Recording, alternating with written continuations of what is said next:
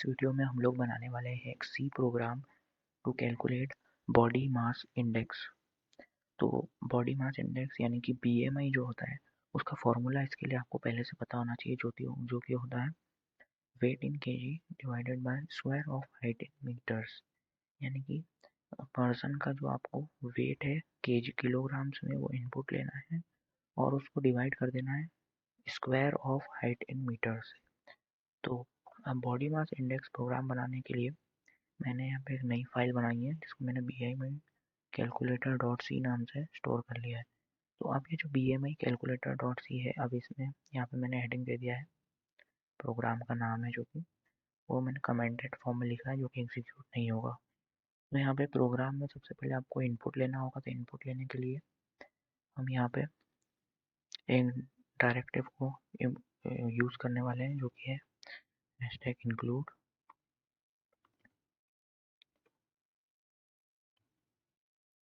stdio.h।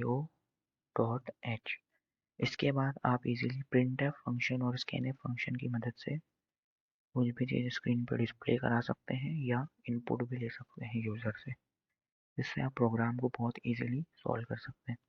तो यहाँ पे हमें अब सबसे पहले प्रोग्राम की मेन बॉडी जो कि मेन फंक्शन है उसको डिफाइन करना होगा और हम वहाँ से इंटीजर के थ्रू इंटीजर फॉर्म में लास्ट वैल्यू रिटर्न करेंगे, इसलिए हम उसको इंट से डिफाइन करेंगे वेरिएबल टाइप इंट मेन, और इसको करली ब्रैकेट्स में होता है ये फंक्शन। इसके बाद आपको देना है इंडेंट और इसके बाद मेन फंक्शन में आपको डिफाइन करना होगा। अब सिंस ये सी लैंग्वेज है तो सी लैंग्वेज जो होती है इसके अंदर आपको जो भी वेरिएबल आप यूज़ कर रहे हैं उसको पहले प्री डिफाइन करना पड़ता है।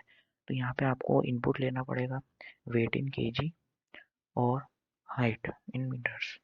तो आपको इसको वेरिएबल में कुछ स्टोर कराना पड़ेगा यूज़र से इनपुट लेके, तो वो वेरिएबल को आपको यहाँ पर डिफाइन करना पड़ेगा।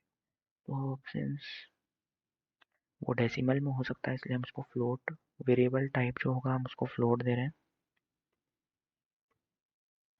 और वेट को हम W से रिप्रेजेंट करेंगे और हाइट को हम H से रिप्रेजेंट करेंगे और जो इसका आंसर आएगा BMI उसको हम B से रिप्रेजेंट करेंगे। तो BMI भी फ्लोट में आएगा इसलिए हमने उसको भी फ्लोट, ये तीनों साथ में एक ही स्टेटमेंट में फ्लोट डिफाइन हो जाएंगे। हमने यहाँ पे 3 वेरिएबल डिफाइन कर दिए। अब ये वेरिएबल डिफाइन करने के बाद आपको यहाँ पे प्रिंट कराना होगा printf। अब यहाँ पे हम यूज़र को बोलेंगे कि हमको इनपुट दो, तो हम उससे मांग रहे हैं सबसे पहले वेट इन केजी। तो हम यहाँ पे बोलेंगे कोड्स के अंदर जो लिखा है, जो हम ये कोड्स में लिख रहे हैं डबल कोड्स में, ये प्रिंट होगा सिर्फ सामने, मतलब ये स्क्रीन पर सिर्फ ये दिखेगा और कुछ नहीं दिखेगा। तो यहाँ पे हम लिखते हैं please enter weight in KG. तो यहाँ पे हम यूज़र से इनपुट ले रहे हैं वेट इन केजी। यहाँ पे आपको एंड में सेमीकोलन जरूर लगाना है, वो एक टर्मिनेटर का काम करता है। तो अब यहाँ पे इनपुट लेके उसको वेरिएबल में स्टोर कराने के लिए आपको दूसरा फंक्शन यूज़ करना होगा scanf। सो scanf, यहाँ पे आपको scanf के अंदर फॉर्मेट स्ट्रिंग, मतलब फॉर्मेट स्ट्रिंग के फॉर्म में फॉर्मेट वेरिएबल को, फॉर्मेट मतलब वेरिएबल का जो आपका फॉर्मेट है वो आपको बताना होगा, क्योंकि उसे नहीं पता कि इनपुट लेके जो वेरिएबल में वैल्यू स्टोर करनी है वो किस फॉर्म में करनी है। तो जैसे यहाँ पे आपने फ्लोट डिफाइन किया तो हम यहाँ पे भी फ्लोट ही डिफाइन कर सकते हैं।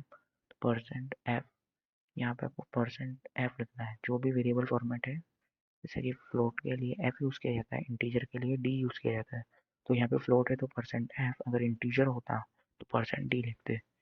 तो परसेंट एफ कोट्स में लिख देना है, उसके बाद कॉमा लगा के जिस वेरिएबल में वैल्यू स्टोर करानी है उसको एंड के बाद लिखना है, ये जो एंड होता है ये वाला। इसके बाद आपको वो वेरिएबल का नाम लिखना है।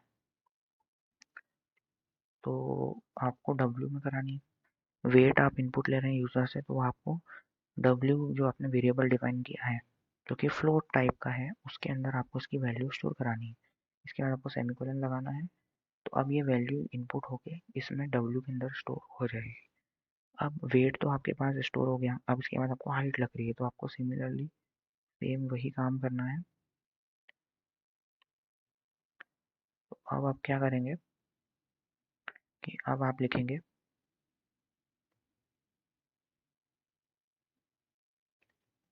printf please enter height in meters।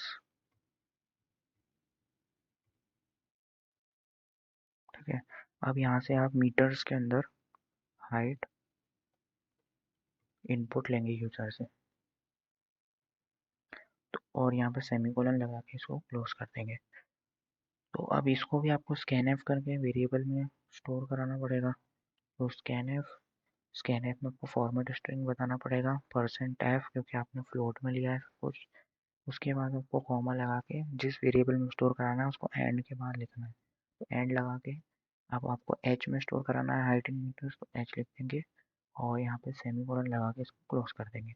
यानी कि अब यूज़र को सिर्फ कोड्स के अंदर लिखा हुआ दिखेगा, तो please enter weight in KG ये दिखेगा, वहाँ पे यूज़र इनपुट देगा, वो डब्ल्यू वेरिएबल में स्टोर हो जाएगा। फिर आपने दे दिया please enter height in metres, वहाँ पे यूज़र हाइट मीटर में इनपुट करेगा, तो वो एच वेरिएबल में स्टोर हो जाएगा। यानी कि अब आपके पास डब्ल्यू भी है, वेट इन केजी भी है, हाइट भी है। अब आपको ये फॉर्मूला अप्लाई करना है बीएमआई का। अब बीएमआई को हमने बी की तरह बी नाम से डिफाइन कर दिया था ऑलरेडी फ्लोट में, तो हम यहाँ पे लिखेंगे बी इक्वल टू वेट था डब्ल्यू डिवाइडेड बाय हाइट का स्क्वायर, तो हाइट यहाँ पे आपको थोड़ा सा ब्रैकेट यूज़ करना पड़ेगा, हाइट इंटू हाइट।